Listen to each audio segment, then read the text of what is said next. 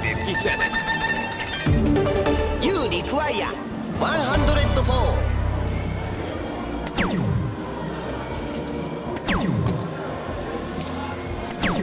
24. You require 89.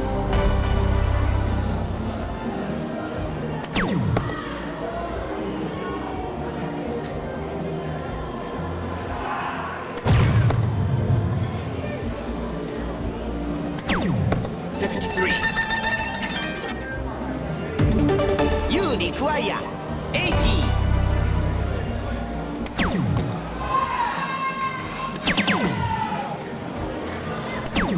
42. You require 60.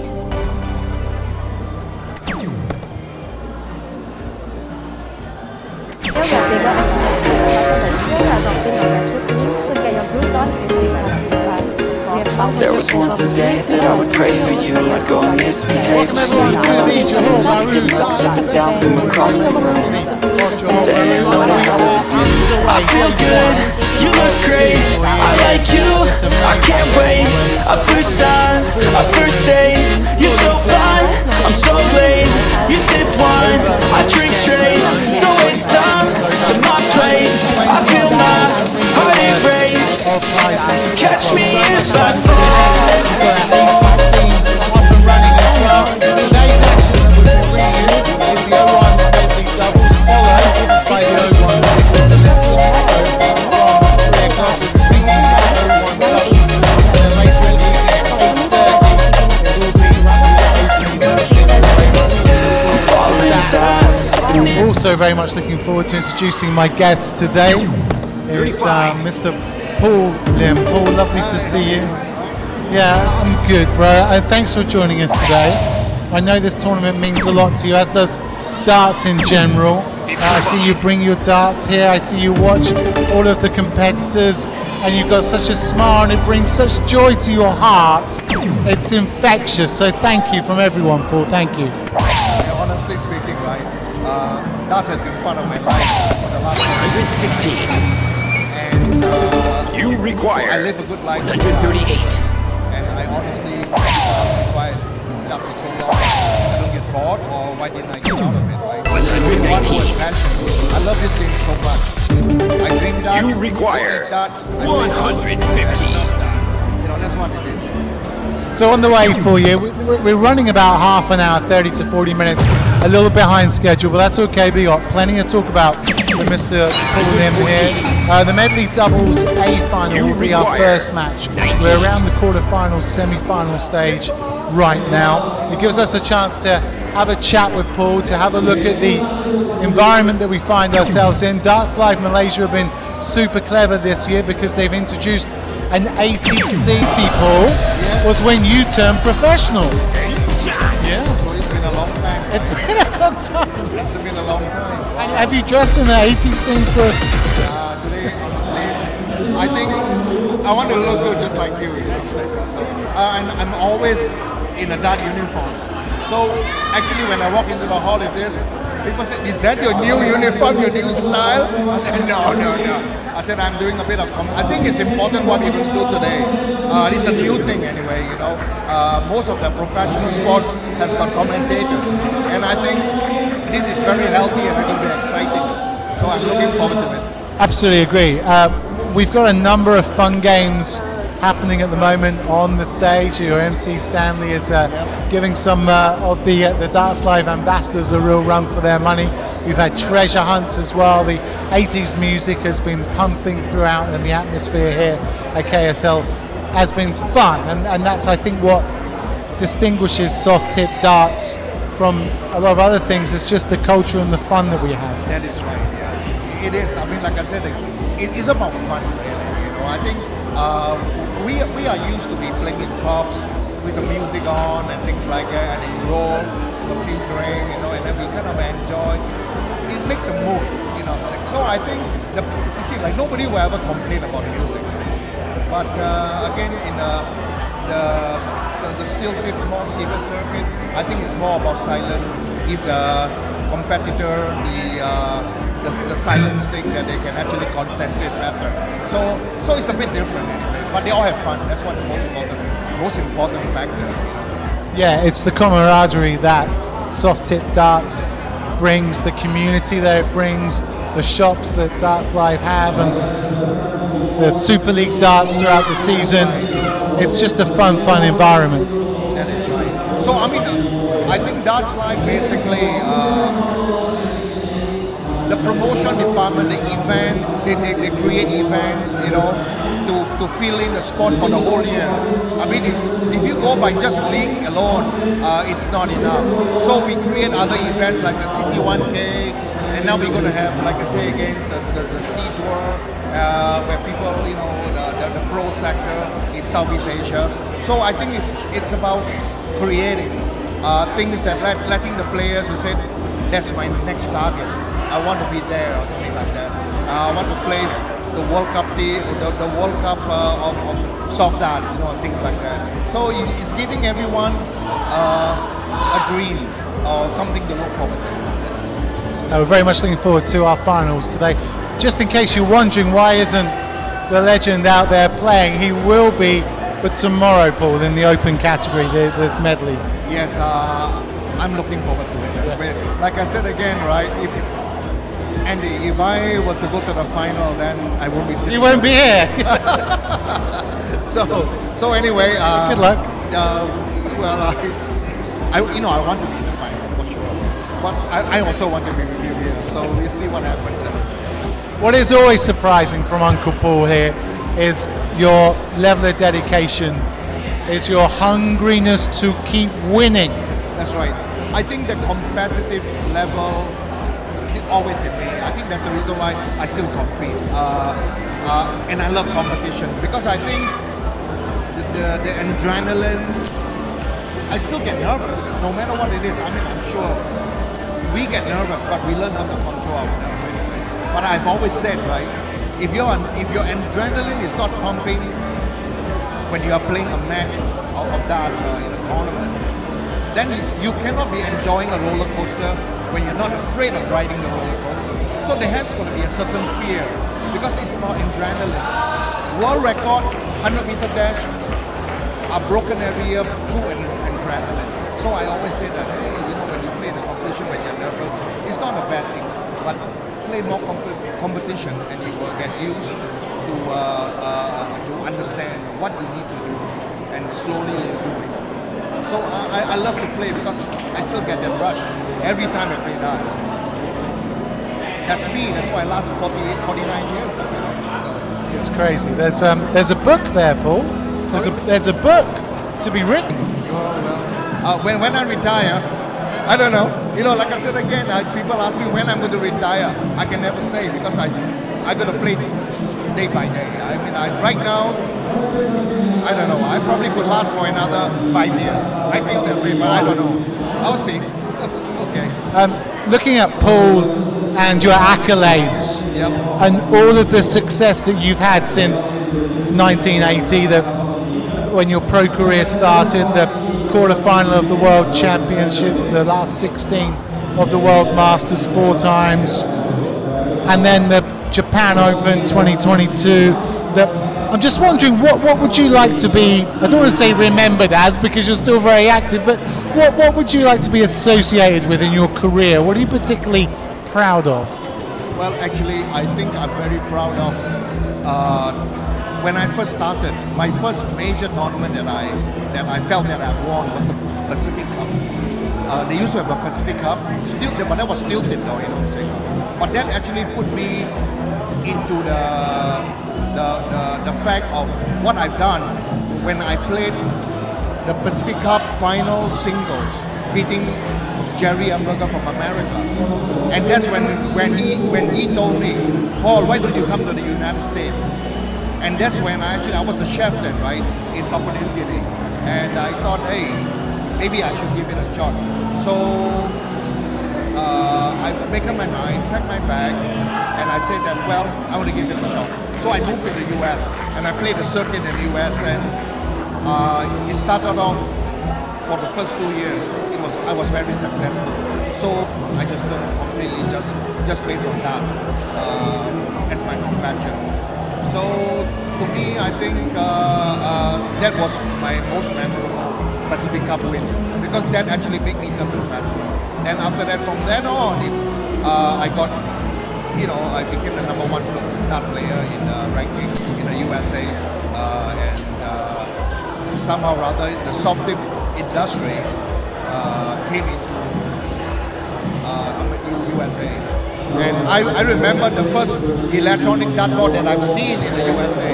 It was called a pop time, and it was like an old piece of equipment with only one bowl. There was no single bowl, double bowl. So it's kind of that started me off, and I got involved. And then I started to play a lot of soft tip tournaments, and I won a lot of soft tip tournaments in the early days. Went to Germany, I win the German Open in soft tip. So from then on, I got involved in Darts Life, and I'm playing, I'm promoting, and I'm coaching, and I'm teaching also. So that's been mostly of my life right now with darts anyway. And so you could have been a chef, Paul. I think I could have been a good chef. Yeah, I sure. was. Yeah, I love cooking too, But if you ask me whether I love cooking more or darts more, I love darts more actually. Just a reminder, Paul Lim is with us over the weekend as we bring you live coverage of the 4 big events that we have here at the Johor Bahru Darts Festival. If you just joined us, this is what's on the way today. First up, should have been at 3 o'clock. We are running a little bit late. It's the 01 Medley doubles, the A final, followed by the B final, and then the BC final. A little bit later on tonight is the 01 singles, the AA, B and BC. Just for those that might not be so au fait with the terminology, let's just break that down for them, shall we? When we talk about the divisions, Paul, we talk about Division A, B, BB, BC, AA. Can you just explain what that means? Basically, it's categorized in A, B, B, and so forth. But the A and the BB, they have is based on the team rating. Okay, so basically, it's almost like golf. We have a handicap number, right?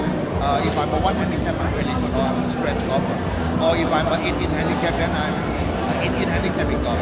So vice versa in darts right now, it's like we base on our point per dart average, our averages on O1 and cricket, to give ourselves a category of rating number.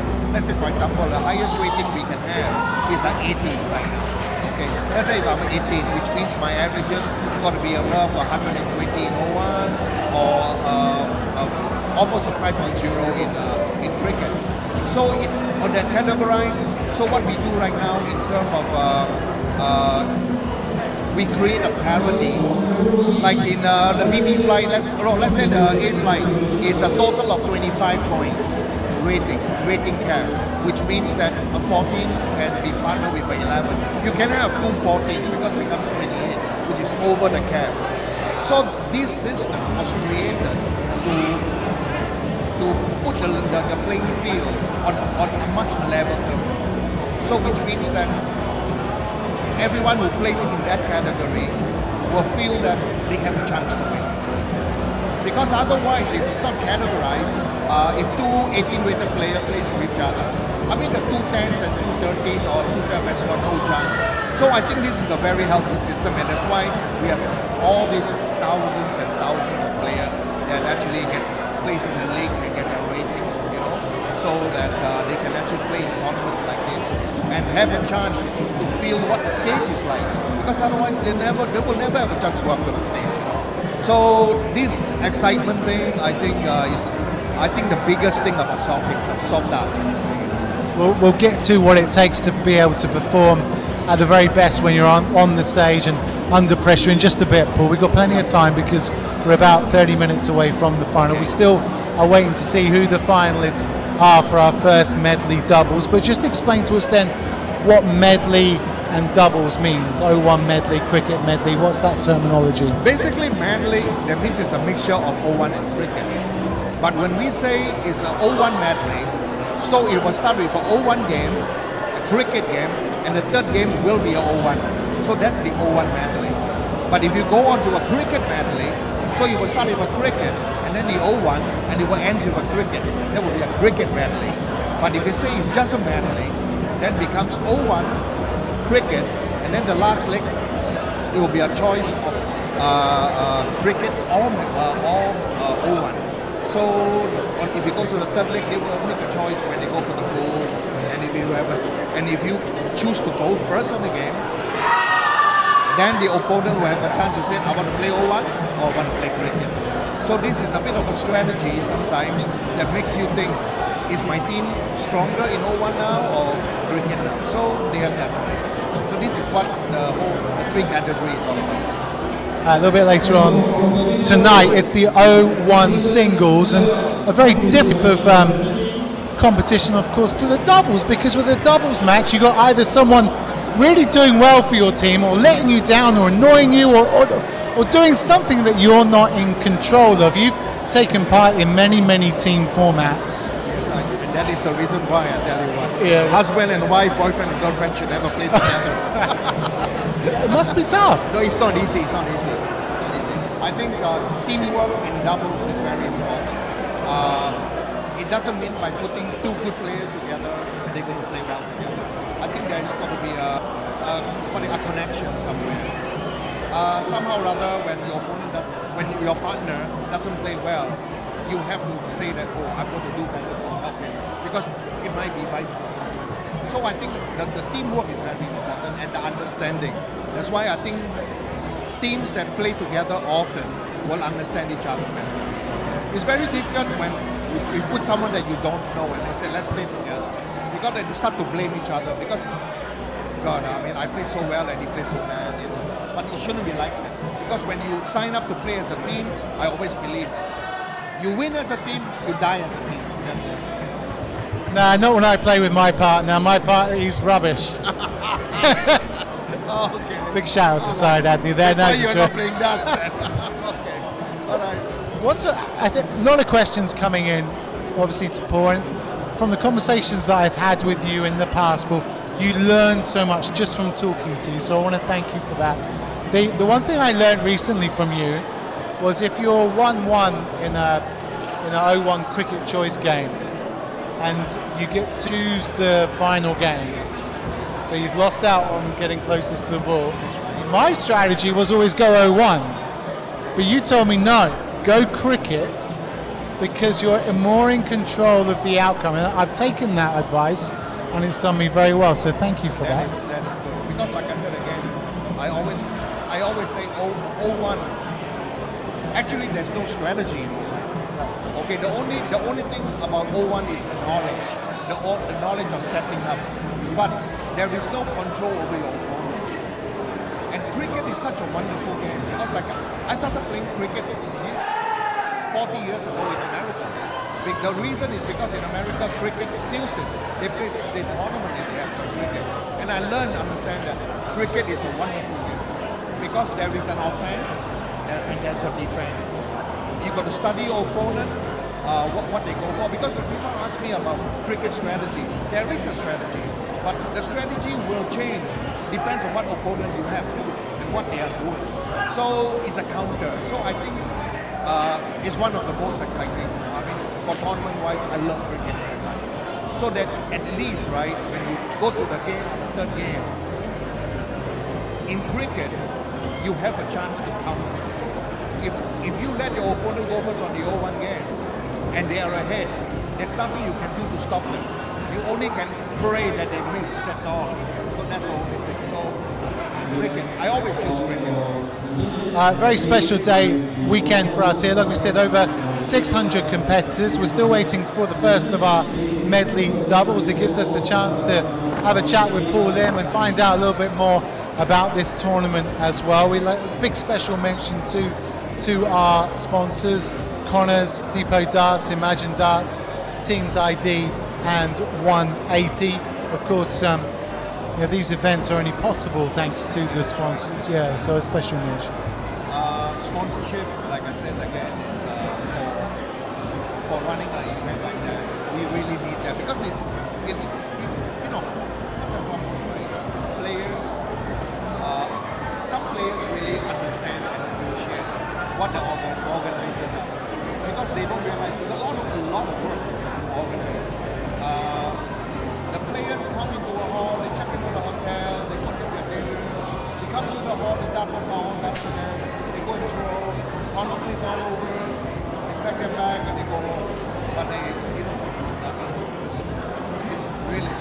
part of the organizing team years and years because I was when I first went in electronic, it's the same thing.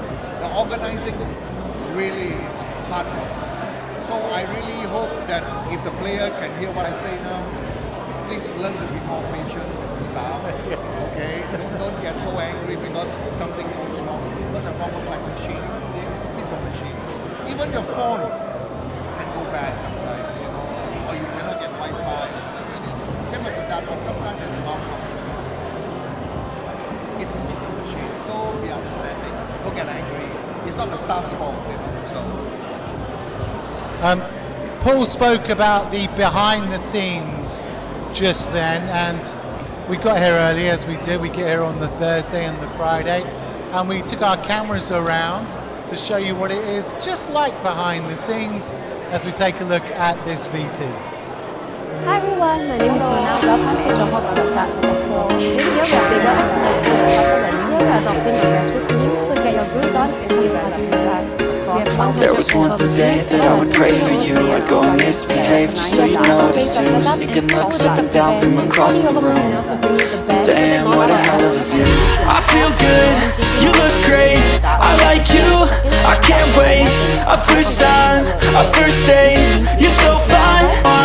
I drink straight, don't waste time to my place. I feel my heart erase, so catch me if I fall.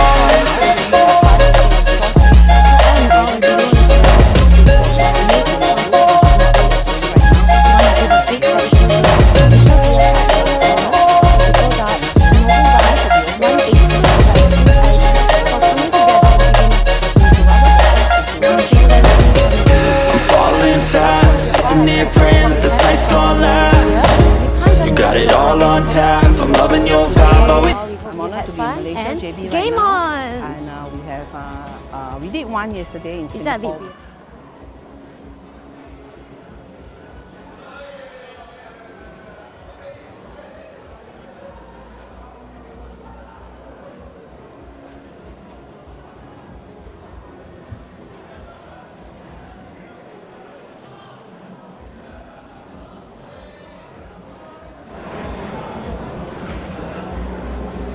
Yes, the scenes there.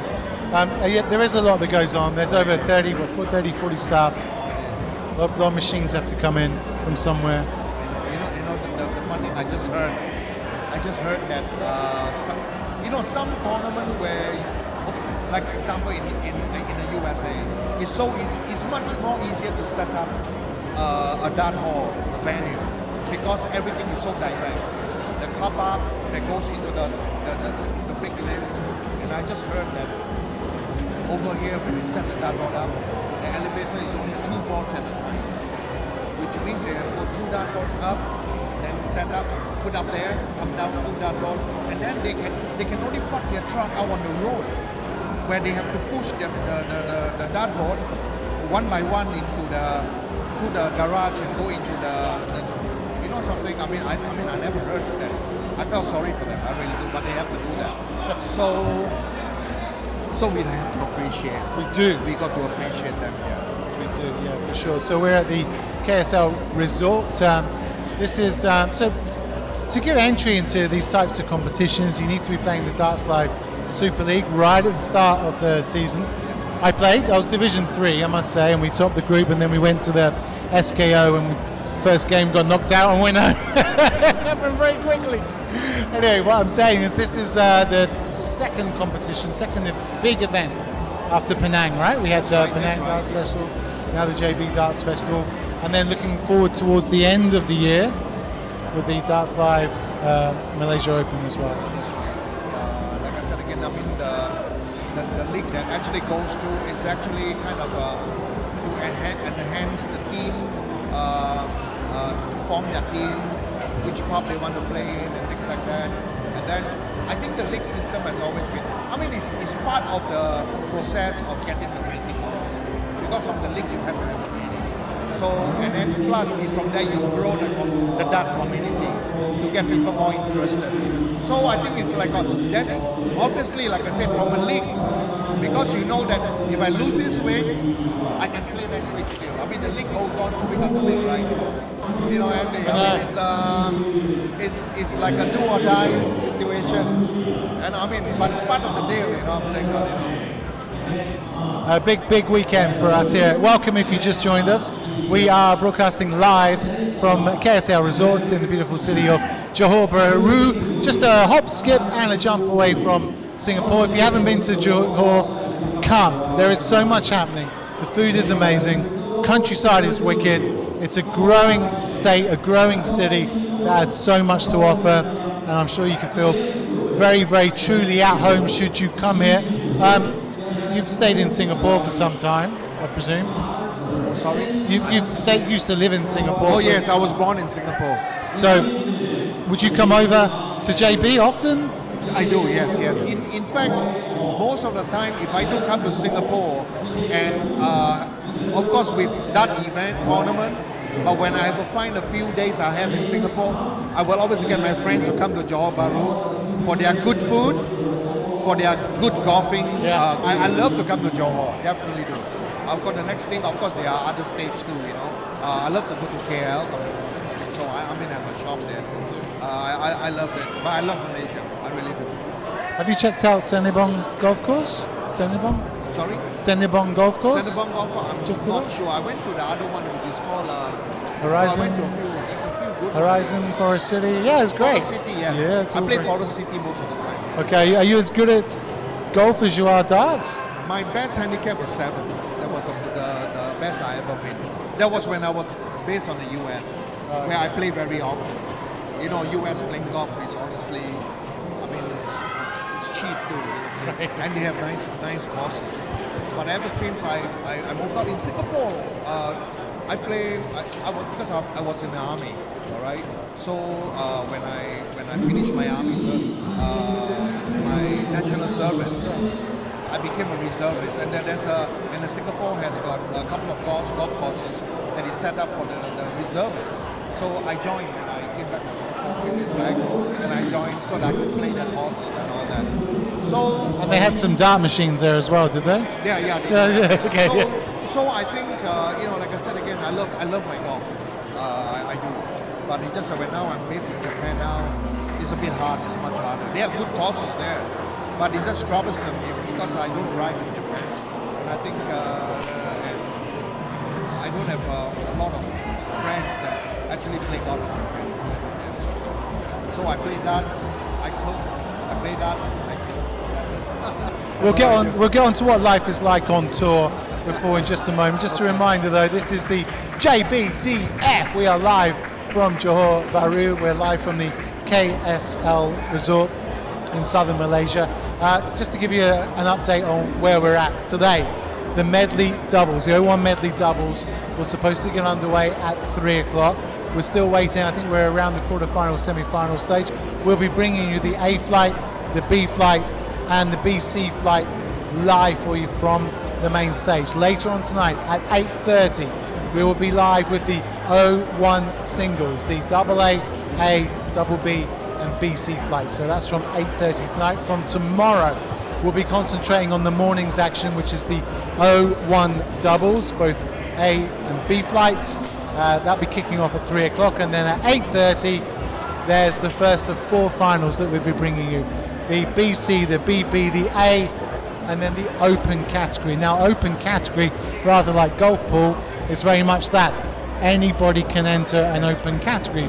But wait, you would only do so if you were good, right? You wouldn't do an open category if you were not so good, presumably. Well, it really depends, but I feel that there are some players, it's like, probably I would say maybe in the 9 or 10 rating, you know, and they say that they want to feel what it's like to play in the open against a better player. So that they are I really admire them if they do it, because the concept is, I want to feel what it's like. I mean, it's not about, for them, if they think about winning or losing, then they shouldn't be playing. Because honestly, it's almost like me. If I was handicap in golf, I really wouldn't want to play in the Open. Normally, I wouldn't want to play in the Open, but I still would because of my competitiveness. I want to learn. I want to see what it's like.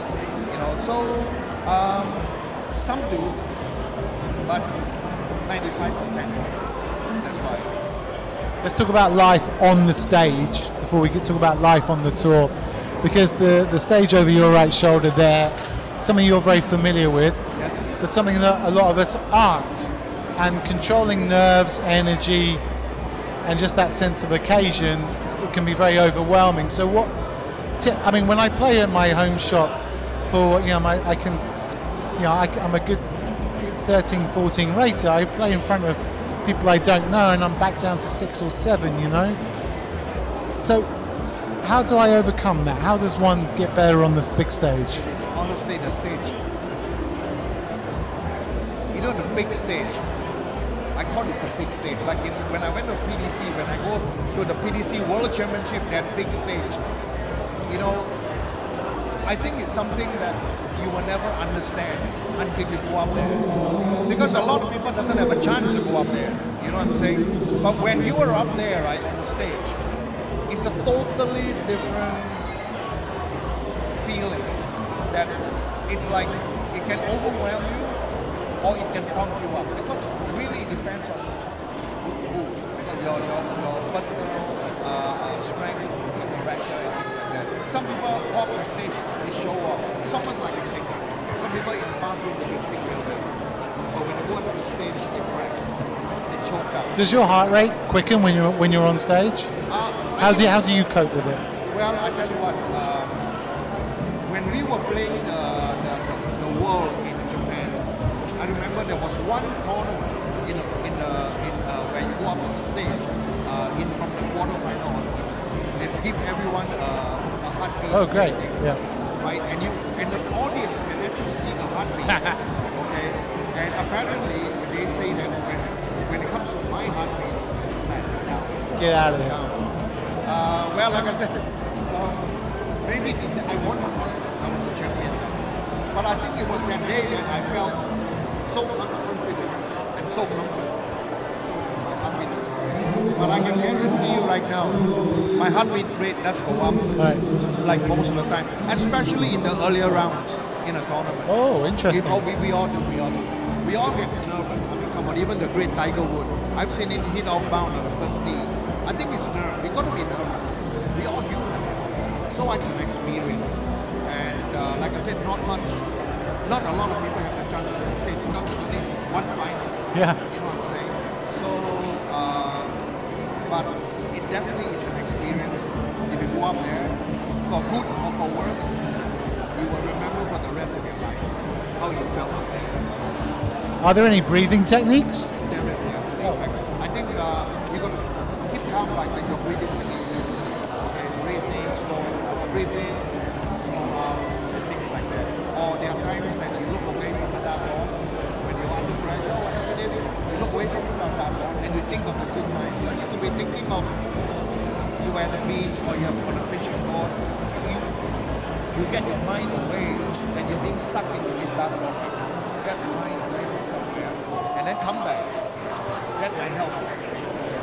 Not like 100% help, but that's what I do when I get inside. I think about my kids or I think about my family. So, No, I get- part of learning. What about a bad dart? Well, one that's really bad.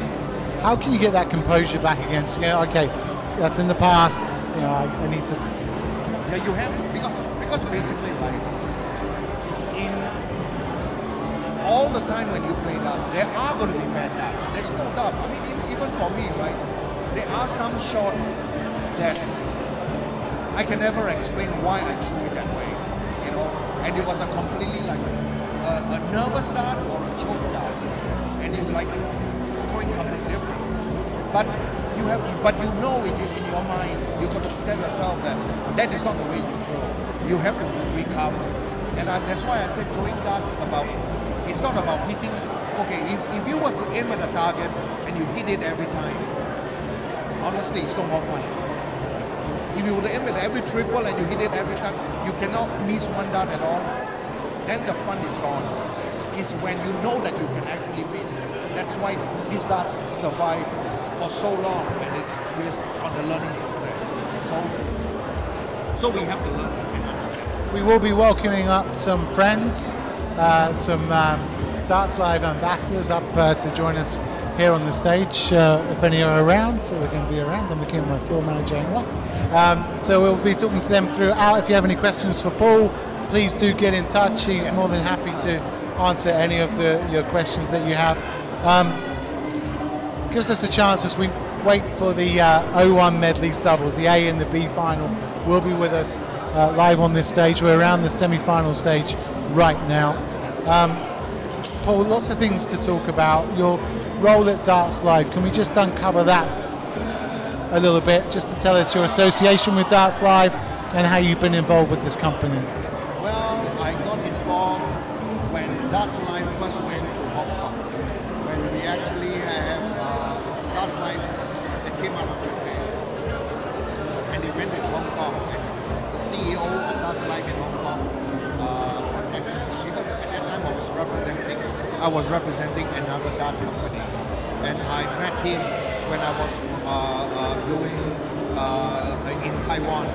So we met up eventually, and they told me in Hong Kong, and then he says that eventually he asked me, he said, I would love if you would come and work for our company. Okay. So I went there as a consultant, because my knowledge of darts, right, worldwide, whether it's steel tip or soft tip, I have traveled, I've been to many countries, and I somehow really understand. Like I said again, the company that created the rating system is us. We created before Darts Live came around.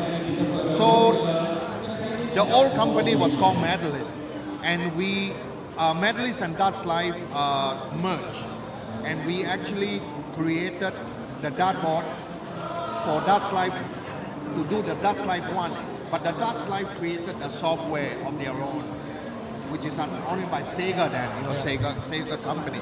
So this is how I got involved as a consultant, and then eventually we got Singapore involved, traveled to France, we got France involved, then we got all the European countries. So I was part of like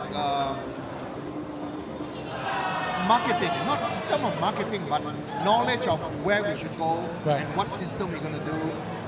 We talked about what promotion, what tournament that we need to do to enhance league program and things like that. So that's how I got involved with Darts Live. So basically, I'm like an ambassador for them, and also like a bit of advice if I do give advice, if they ask for advice anyway, and they consulted me. So, but Darts Live has been really good to me in the sense of they allow me to still continue playing as in competition. So it's the best of both worlds for me. Because if you tell me to stop competing right now, then I got to think about if it's just a job. Hey, maybe I kind of no, but I can still compete. I can still do promotion and promote this sport which I love, and so I have the best of both worlds, and I really appreciate that. So that's my role right now with Darts Live. We'll talk about Paul and his involvement in a new scheme that Darts Live are looking to run out, which is to officially give coaches the accreditation that they need to be able to go and teach into schools. But before we do that, Paul, can you just explain, you talk about life in Japan, what's happening in Japan, what keeps you busy there? Well, actually, when I first officially moved to Japan 2.5 years ago, all right, I mean, it's a beautiful country, but I feel that if I can't really speak Japanese well, it's very difficult. So I went along, and eventually I learned to speak a little bit of Japanese. Oh yeah? Yeah, a little bit, very Come on. little. But it's not good enough. Come on, hit us with it. When I tell you, said "Oskare sama deshita," that means hard work for the day, things like that. I mean, of course, the good morning, and after you have a meal, you said, I like, thank you much for the meal, like, so sama desa, so arigato gozaimashita, things like that. So the common thing, and then in Dutch we pump each other, gambate, add oil, come on. So, simple language. But overall, when I first joined the Japan Pro Tour, then it was so difficult. I never realized that the Japanese, through the I think the COVID time, when everything else was shut down, they were practicing, they were playing, they were still playing that, and they created a lot of good players. Right now in the Japan Pro, we have probably over 1,200, more than 1,200 Japan Pro who've taken their exam, their test to be a pro player, to hold their Q card. And so when every time we have a Japan Pro stage, you will find that there'll be 400, 500, 600 players. And they are all players that on any given day could be champions. That's how tough it is. Because the format is different, so I realize how hard it is. It's not that there's so many good players. And that's what I like if we're going to start the C Tour. And we hope that through the C Tour, we can create that stage where everyone says, I want to be there, I want to be there. And honestly, it's not difficult. It's a matter of you get a pro card, you pass your exam, your requirement test for how much you need to score your averages and your count up and your things like that, the test. And I'm sure a lot of people. So right now, I think we have about 140 that's already signed up, so and qualified. So I think it's a good start anyway. Yeah, that's brilliant. That's brilliant. We're looking always to raise the standard of Asian darts, Asian soft tip darts as well. I guess still soft tip go very much hand in hand. That's right. Where do you see Asian darts as a whole? As a whole, What is that? where do you see Asian darts fitting into the whole ecosystem? How good are the players, and where do they stand? In fact, there are a lot of good players that actually kind of doesn't come out that often. But I do believe that in Asia itself, we have great players. I mean, honestly, if you talk about steel tip, the Filipinos are strong. They're good players there. And if you talk in terms of soft tip, it's actually the whole of Asia. I really think if you put a soft tip right now, I think Asia, if we create a team in Asia, we can actually be in competition against the rest of the world. I really believe that because we have great players in the whole of Asia. So I think we just got to, hopefully one day, there will be a competition in Asia that where the best player compete against each other. You know, they all come together, you know. It's almost like the PDC, European Tour, PDC Asia Tour, steel tip, and then of course the UK. So I believe that eventually when you have that structure, you'll find that the players will find that there is a pot of gold at the end of the rainbow. You know, there is. In darts, there is. It's a matter of how good you want to be and how much commitment you want to be. You know, I've always told players, I said, darts is one thing. Through whether thunderstorm, rain, winter, doesn't matter. You can practice at home. It's not like golf. You can't go out and practice when it's raining, you know, and so it's harder. But if you want to be a good dart player, you can put a dartboard at home and you can practice 24 hours a day if you want to. So It's true. it is.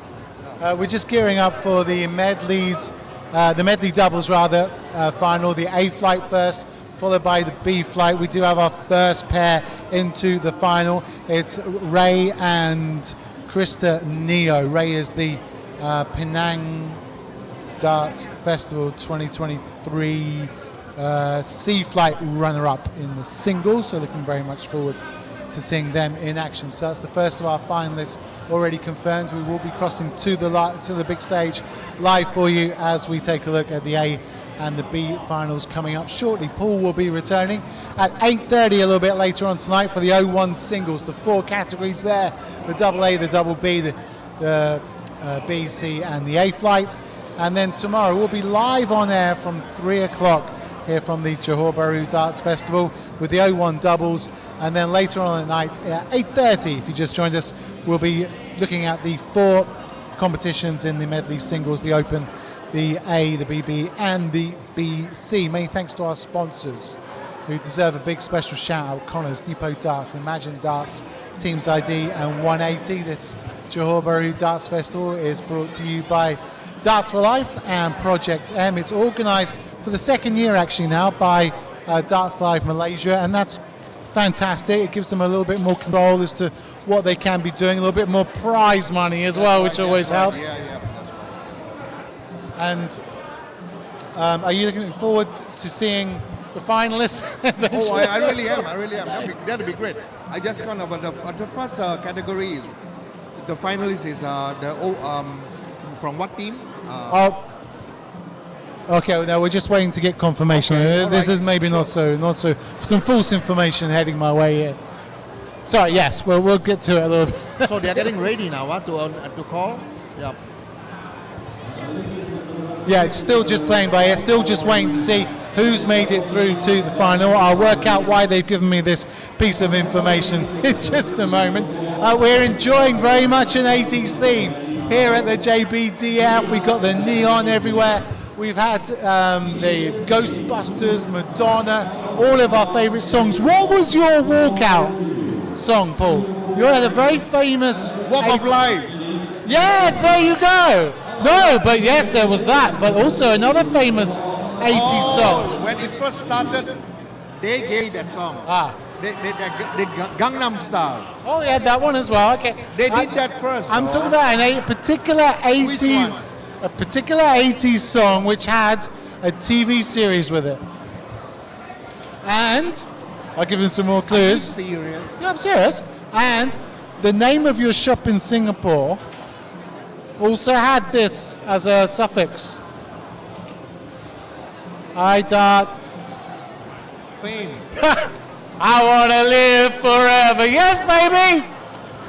Was it? That wasn't my walk-on song. I know, but this was a song that when we played it earlier today, Octa from Darts Live I see, rushed I see. up to me and Yeah, said, Fame, yeah. Uncle Paul, this is one of his favourite songs. You know that. Oh, that's great. Yeah.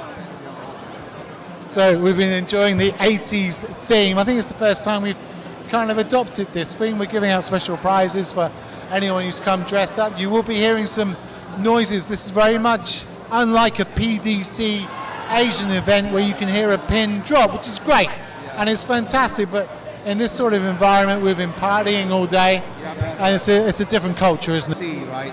The PDC World Championship now has changed from in the previous years. Right. In the previous, it was like silence place while the players are hockey. But now, no, they can scream and shout and sing whenever they want because they can't control 10,000 people having fun. So the players was basically briefed on that when the rule changed.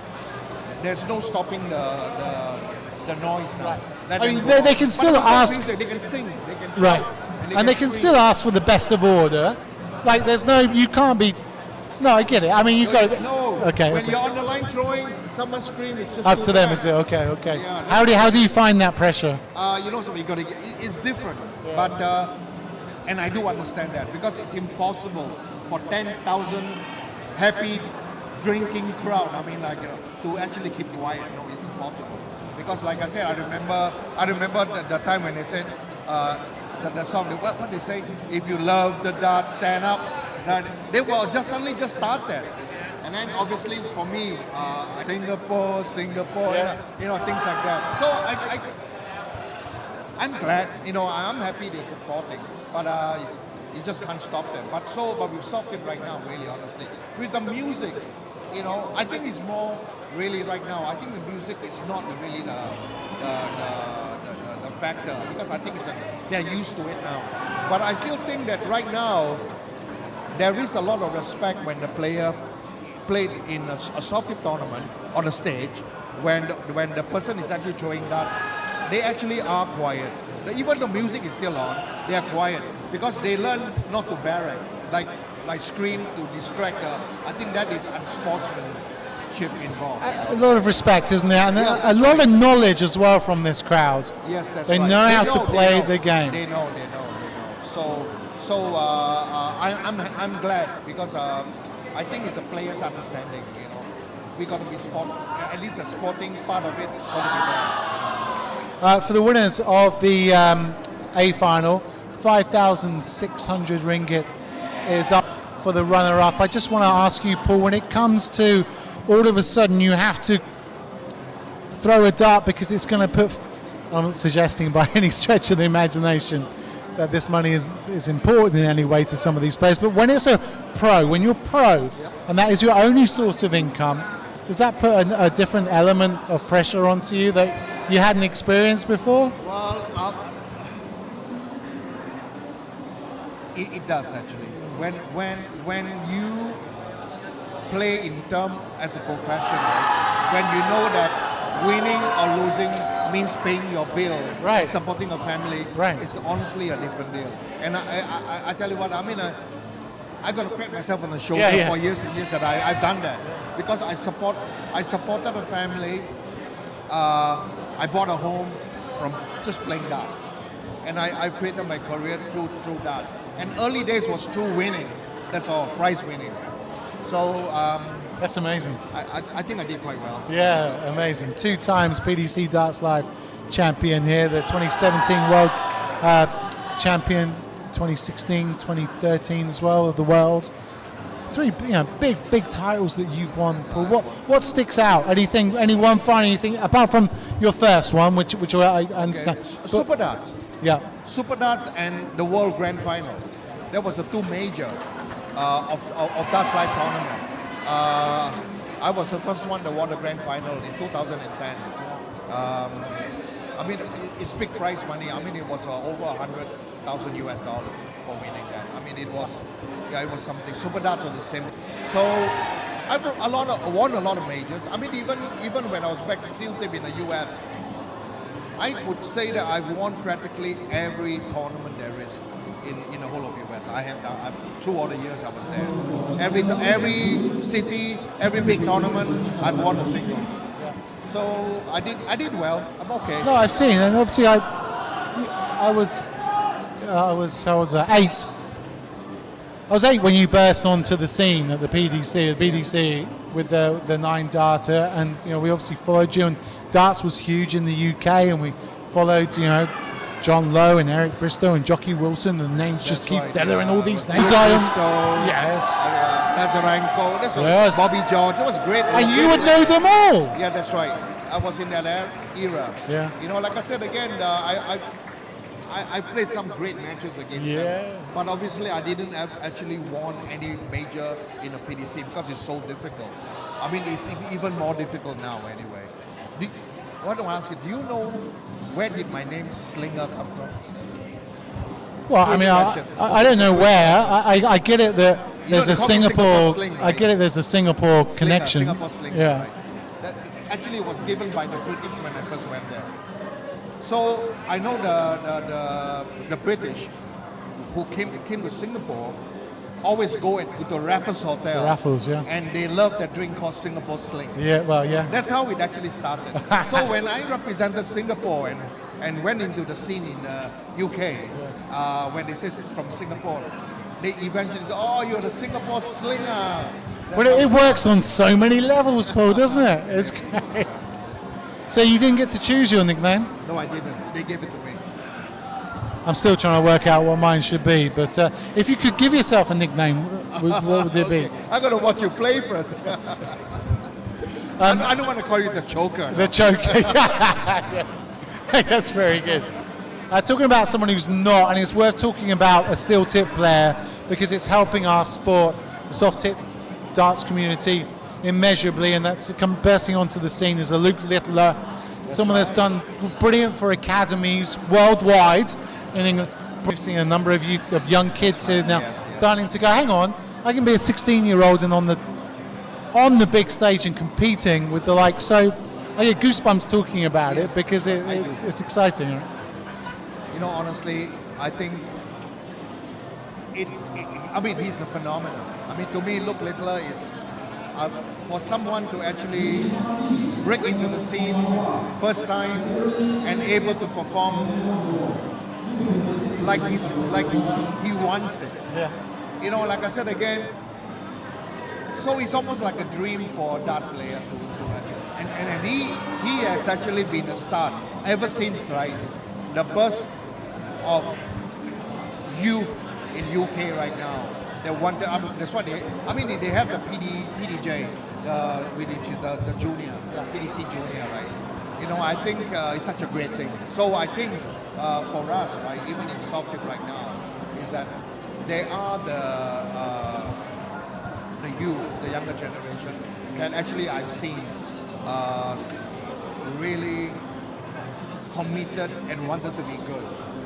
I think this is the key. And it opens up a whole ecosystem, doesn't it, of definitely having does. to teach these kids, That's of right. schools getting involved, of all the supplemental businesses, the cafes and the bars and the trips and the vacations and the yeah, it's exciting. You know, the future, I mean, when I talk about future, whether it's dance or golf or the culture or even education, it's all about the youth now. Youth are the future of whatever we want, the progress of it. We need the youth because they are the next generation that is going to make things work. Do you feel there's too many old players playing now? Yeah, I know. I'm joking. That's how I feel. But then again, I am a living legacy I know, for yeah. people to realize that, Yeah. wow, this is a lifespan. Yeah. I mean, it's almost like golf senior. I mean, there are senior golf players that are 60, 70, and they are still in the senior golf thing, you know. It's like, that's why in the PDC's senior tour now, not PDC senior, there is a senior tour right now where the seniors are playing. But their senior is only 50 years old. They became senior. I think that's unfair. I do. I'd qualify I don't for that. think Yeah. 50 years old are senior. No, I still feel young. I bet you do too. Yeah, I bet you do. Yeah, because I feel that senior should be from the retirement age.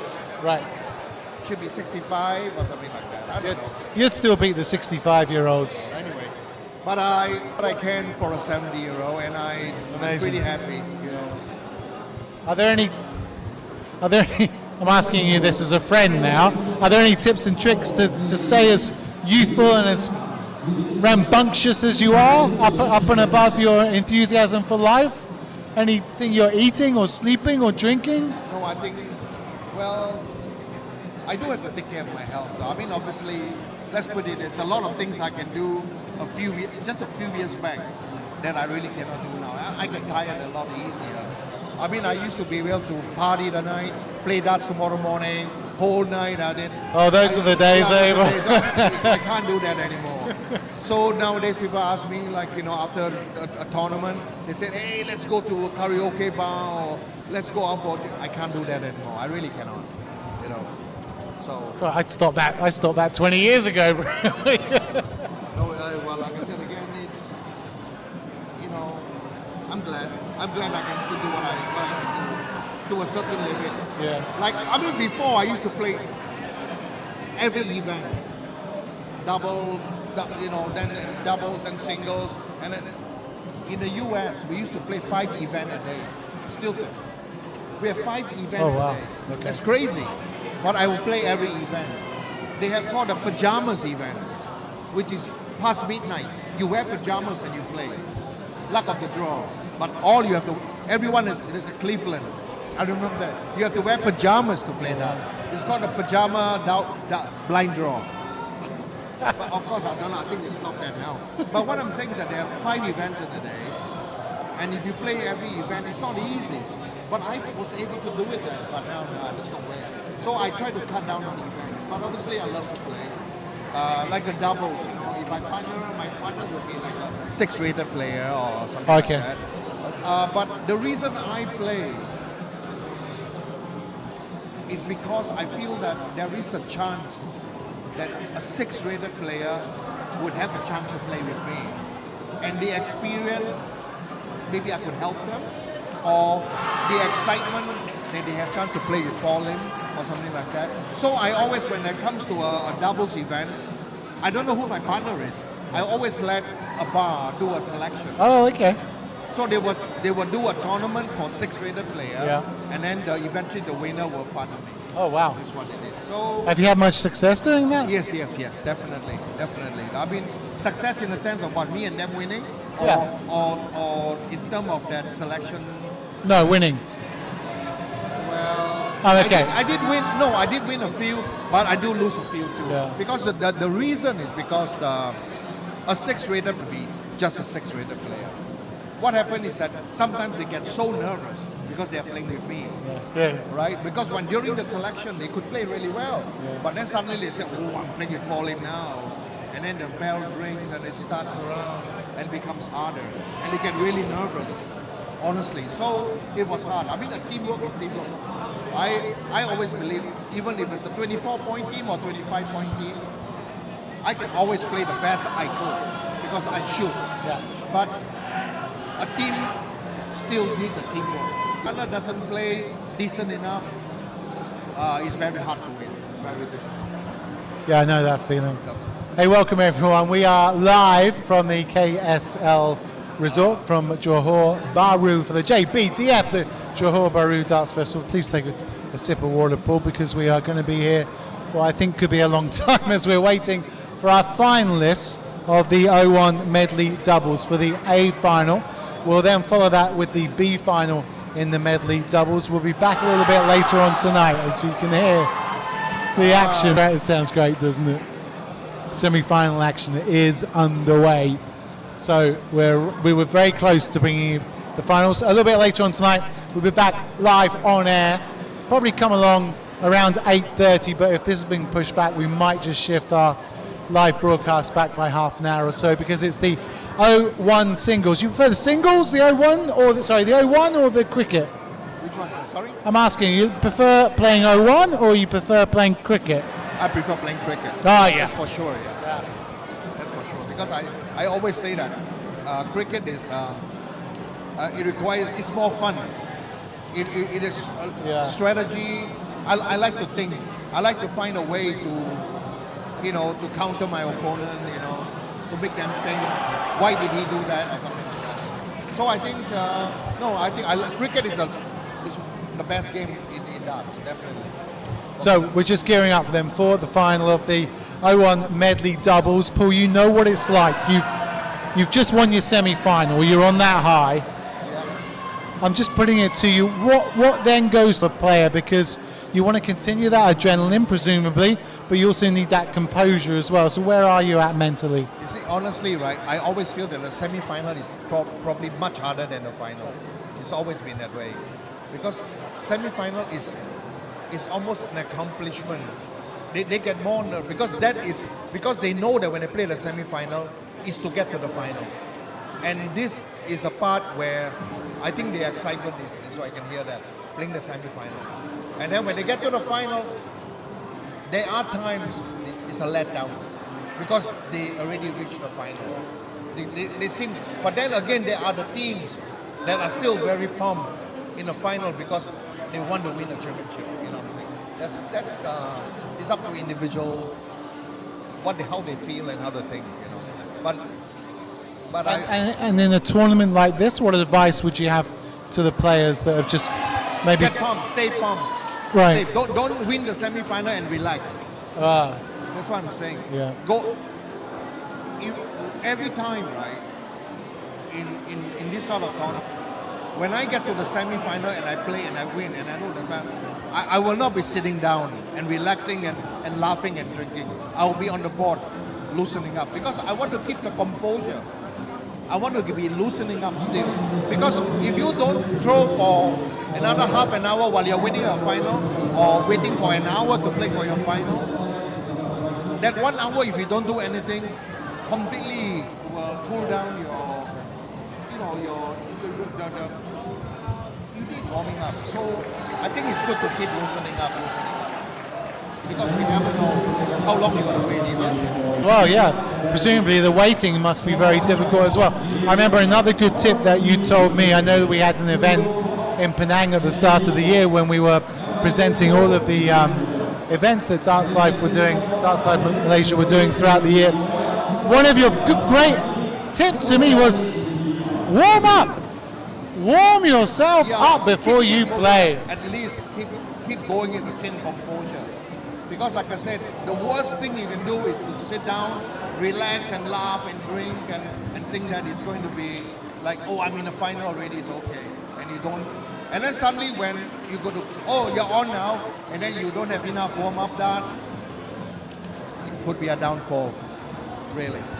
So the winner of our medley doubles A final will be picking up 5,600 ringgit. The prize money over the weekend, by the way, is over 120,000 ringgit. It's a big, big purse for us here in Malaysia. We've got over 100 machines here, over 600 competitors. We've booked out 2 full ballrooms as well. We've introduced new flights as well, Paul. The BC flight was also introduced because so much demand. Yeah, that's right. Apparently, that's why I heard today too, because there's so many teams, you know. But it's a good thing. They're happy. They're all happy about that, really. So that's good. So plenty of 80s. Is this 80s song? Is this an 80s song, this one? Doesn't sound like it's on the 80s playlist to me anyway, right. Big thanks to Connors. Big thanks to Depot Darts, Imagine Darts, Teams ID and 180. This is the JBDF, the Johor Bahru Darts Festival, brought to you by Darts for Life and Project M, organised by Darts Live Malaysia. Just saw you warming up there, Paul. You've done that for 40 odd years. I didn't know. Someone told me that after these 3 finals is over, yeah. So I have You have to do some work. I have to do it. And I said I have to go back. That means I got to go and change. I can't play this, right? Yeah. So I got to go up and change. And I said, you know, I need to probably have a couple of corners. Yeah. And then relax and then warm up. Because honestly speaking, right, I've been a professional for so long. I hope people will understand when they say that, okay, we need you to do this, go up to the stage and play some players. I don't want to go up to the stage and play terrible because it's not in my character. Yeah, and they want to play Paul Lim. They want to right. play. And they expect me to play well too. Yeah. So I think, please, I say, give me some time to warm up and things like that because I want to do the best I can. I can't go up there and play like, you know, crap. You know, I can't do that. Yeah. So I gotta go do that. Absolutely. Okay, well, we won't let you go just yet, Paul, okay. so don't worry. We've still got plenty more action coming your way. The Medley's double, A final, will be with us shortly. We can hear the screams and the hollers of the semi-final that's taking place right now. We've seen some good fashion sense as well here at KSL. Plenty of people wearing the bandana with some nice neon clothing as well. So that's also really cool to get. We'll talk about an academy that Paul's helped to set up a little bit later on in the day. The medley doubles, let's talk about some game definitions for anybody that's just joined us, Paul. We're going to be playing 0-1, and the A will have master out, that's right. And the B will just have open out. Can you just explain to us what that means? I just need your mic a little bit closer to you. But basically, right, the masters out for the A division is that they have to finish a 0-1 game on the double or on a triple or on a bullseye. That's the only way. There's no like if you left with 16, you got to hit a single 16. No, it's not. So they have to go double 8, you know, or things like that. But on the open out, which is the lower division, so they have to hit. If a 16 left, they hit a fat 16. Right, but sometimes it's not easy. It's not easy. No, it's a lot of people think. Just now, right? Remember, we were just standing there and watch, and that guy has got a single 15 to win the match, and then he got a little bit nervous, and he hit into a double 2, things like that.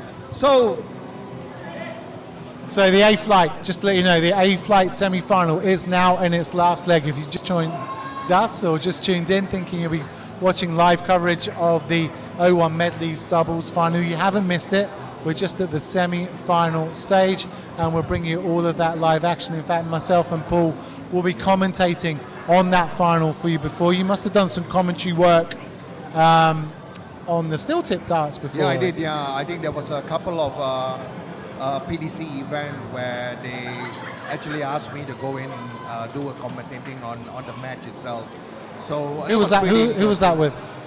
Do you remember? Well, I can't remember. It was quite long ago. So no, I can't remember off guard. but that was my first experience with them. It was a PDC. How did you find that? I find it exciting, but like I said again, I don't have a lot of the research and history because I think with the PDC, the main commentator, they do have a lot of data on the players, where they're from, how long they've been playing darts, what tournament they have won, what averages they have done before, and things like that. I mean, they have a whole bunch of data, and they can actually kind of feed those information to the listeners. You know what I'm saying? That. So trying to add some value is what my so basically mental right told me. now, I mean, with the finals we are going to do, some of the players I might know. You know what I'm saying? That. But I think whatever it is, I think we can make this thing more exciting because we are able to comment and praise or encourage listener, watcher, that actually the people that watch the final, right? What they are doing wrong, maybe. Oh, why is he, a bit off balance, right? So do you think he's going to hit the target, whatever it is, right? So I think we can see how it goes, Right, we will bring you the A flight medley doubles final very shortly. In fact, we've just finished the semi-final. That's over. We'll then concentrate all of our action onto the B finals for you. We'll then have the prize ceremony, and we'll hopefully bring you any interviews that anybody will come and join us. We'll get confirmation of who's in that final for you very, very shortly. And as we said before, Paul, it's cracks time. You spent these guys checked in at 8 o'clock this morning. That's right. It's a long day. What time are we now? It's now 20 past 4. That's right. That's a long time. And these guys will also be playing possibly in the singles a little bit later on as well. That's right. You see, the thing is like the checking in time, the actual playing time starts at 10. So basically the check-in time is necessary. I mean, you have to. But obviously, if you come at 8:30 to check in, you still need the warm-up time. Got to warm up before the 10 o'clock start. So like I said, the 10 o'clock start, they do a round robin in their group before they go into the SKO. So the round robin honestly will take time because you will not know which board will take longer than others. Some boards are finished fast. So the key is that even before the SKO, again, it's like a preparation. Even though there's a break time, there's always going to be a break time between when the round robin finish and then when you go to the SKO. And this is where, again, like what you mentioned about, from a set, almost the same thing. That once your round robin is finished, don't get relaxed because the SKO is more important than the round robin. If you lose first round, your round robin win doesn't mean anything anymore. So you want to go to the SKO. So same thing. Keep moving, practicing, and keep warming up, and get your rhythm still the same.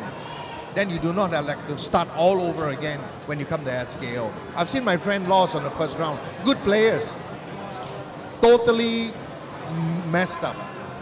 I watched the whole match, So, and there's one funny thing just now that happened before we start. I think this is very funny, very. Have you ever seen, because someone came and asked me, what's the ruling on that? The players came and asked me, what happened if there was a player lost a dart? He lost one dart. Lost. Cannot find. So he's with 2 darts now. So he played a match with 2 darts. But what happened is throw his first dart, throw the second dart, and he take the darts out and then throw the third dart. I'll come back to the hockey again. Now someone asked me, is there a rule against that? I say, I've never seen that happen. Now, what would you think? I would say you absolutely cannot do that. That's like ridiculous. But there's no rule. It's not written in a rule. Because nobody ever does that. You tell me which player ever played with 2 darts.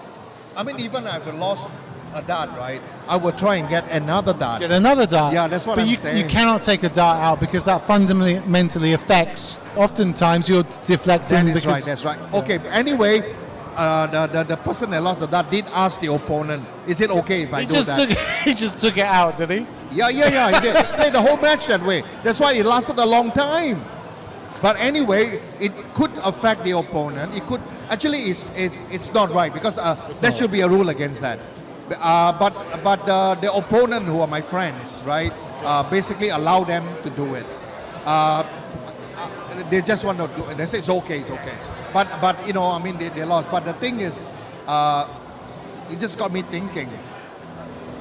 There should be a rule, but written about that. But nobody would ever think about writing a rule like that. How do you lose the dart?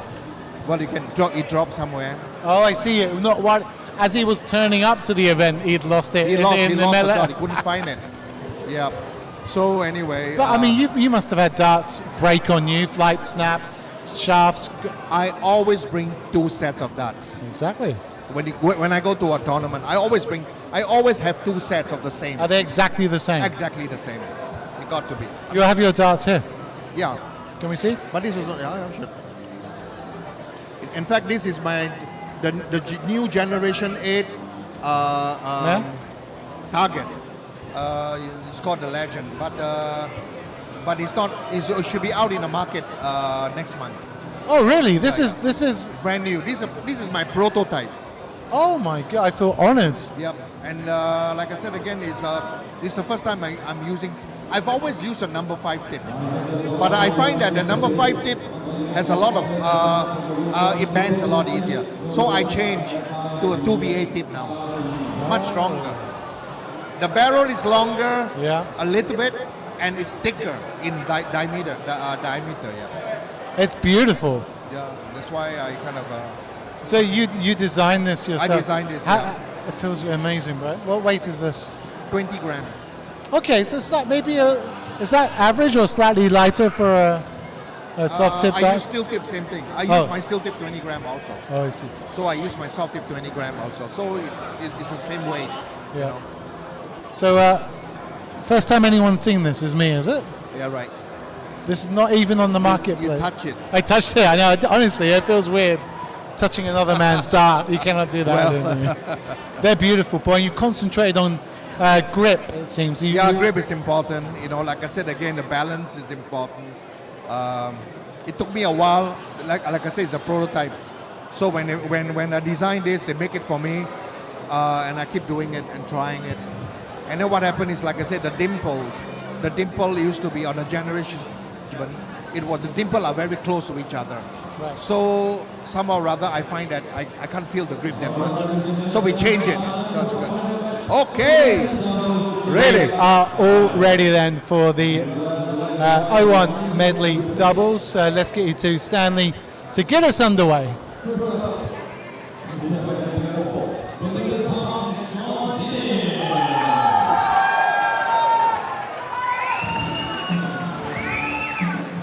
I bet you their heart is pumping right now. It is. When they walk up to the stage, while they are waiting and walking up, that the heartbeat is. Oh, we got a lady here. It's good to see, you know.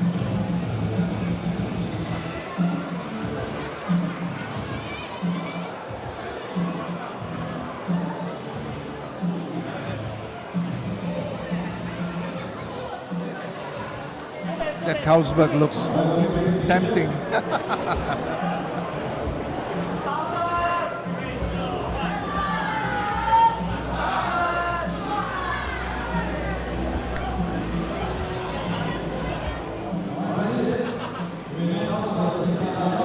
So what happens here then, Paul? There's a 6-dart warm-up. 6 darts warm up, a regular. I mean, that's a rule.